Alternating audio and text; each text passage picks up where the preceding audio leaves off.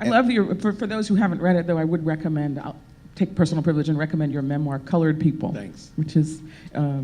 Which you wrote actually quite some time ago, but you might need to add an addendum now. Yeah. But Colored People kind of describes also the milieu, the Allegheny Mountains, and all of that, and this kind of interstitial world that you lived in where there were no signs, but everyone knew where you were supposed to be, right? Which is kind of an interest. I'm always interested in how that, being in that kind of interstitial space, a lot of people kind of are familiar with the course of American racial history, where at one point the delineation was this, you here, you there. But you grew up in that interstitial space, in that little middle space where the signs were invisible. For example, first of all, thank you very much. My favorite book. I wrote it after my mother died. I was grieving so much, and I had two little girls, and I said something, and they couldn't even remember what my mother was like. So I sat down and I wrote this book because I wanted them to know who my mother was. My dad only died a couple years ago. My mom died when she was 71, my dad when he was 97 and a half. So, but I wanted to recreate that world, that sepia world, the colored world.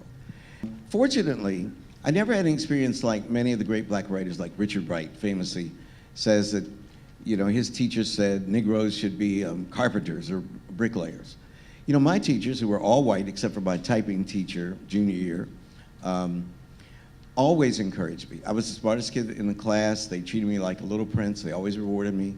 I never faced that kind of stigma or obstacle. But my mother, the reason I keep mentioning this is that my mom, I realized in retrospect, was my model for a writer. Because as soon as you would die, people would come and say, Pauline, would you, her name was Pauline Augusta Coleman Gates, would you write the obituary, which would be in our local paper? And then she would go to the funeral, and she would stand up and read their eulogy. The Gateses were Episcopalians. So I started going to my father's church when I was 14. In the summer of '65, I went to the Episcopal Church camp in West Virginia. It's one camp for the whole diocese. And there were all these white kids, you know, Episcopalians, and 3 black kids. And all these kids were preppies. And it was August, so that was Watts. Now, at the church camp, you're completely cut off from newspapers and everything, except on Sunday when they bring milk and cheese and butter and all that stuff, and the Sunday paper. And there was this big headline, Negroes riot in Watts.